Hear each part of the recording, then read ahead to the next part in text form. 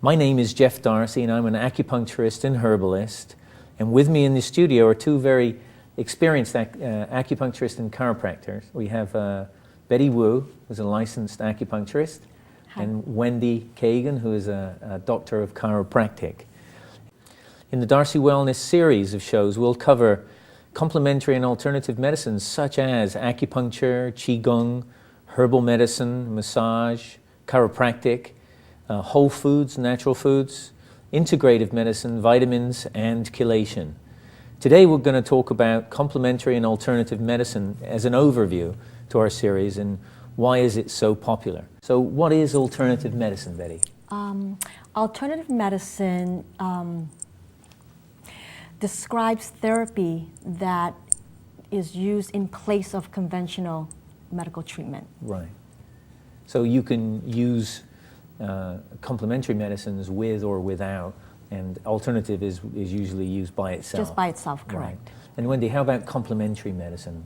Complementary medicine is non-pharmaceutical and non-invasive medicine that's used along with medical treatment, allopathic medicine.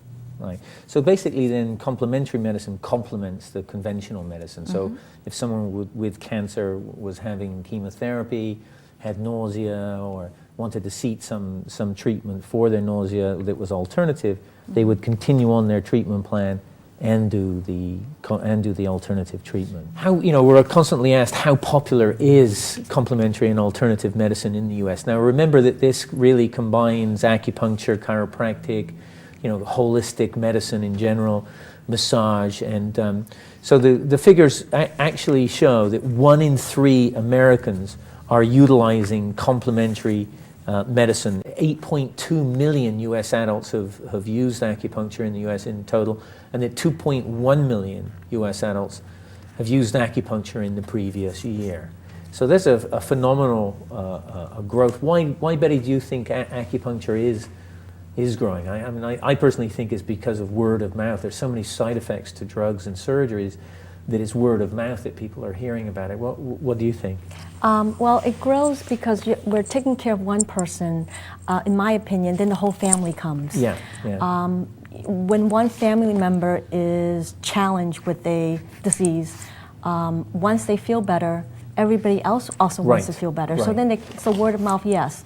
But at the same time, in my practice, doctors are referring. Yes. They are opening up to acupuncture.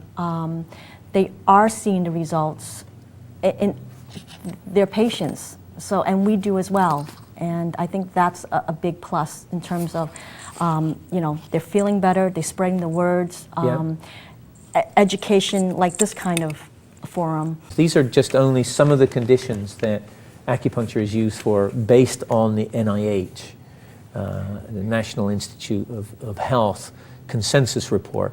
Yeah. If we could go to our video now, this explains a little bit about what we do in our clinic in the clinic setting. So we're just taking out needles from Odemar. He's had a lot of pain from a trauma in his ankle and in his neck. And we're just taking them out of the neck here.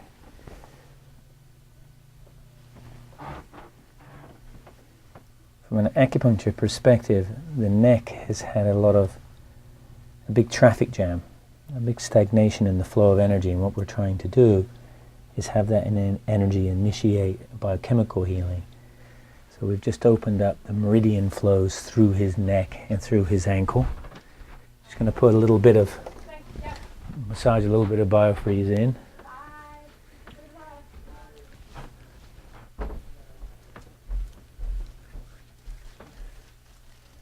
To complete the treatment, and then through the ankle. Wendy, more than 20 million Americans seek chiropractic care each year. That's pretty phenomenal. What kind of conditions are people seeking care for?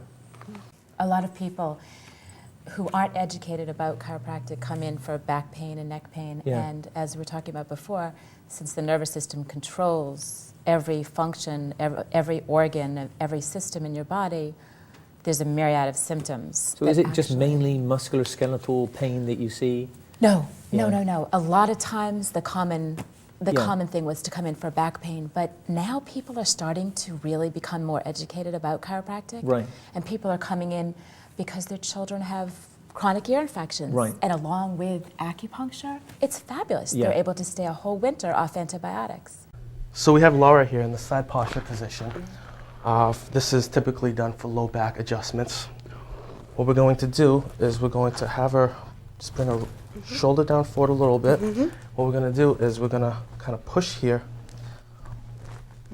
brace her leg with my leg, put my hand on her low back, roll her over, and then at this point I would then drop and do an adjustment.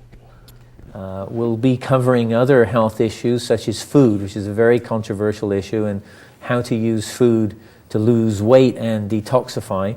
That's in Diet Detox, our Diet Detox program, which will be covering how to use natural food.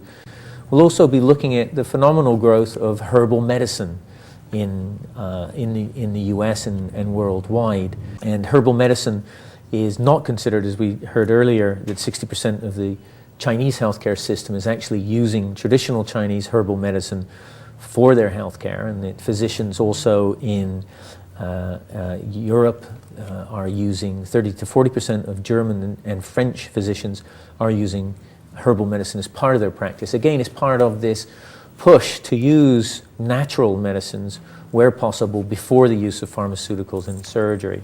40 million massages per year and growing in the US, and that's probably reflecting the amount of stress that we're under as a nation.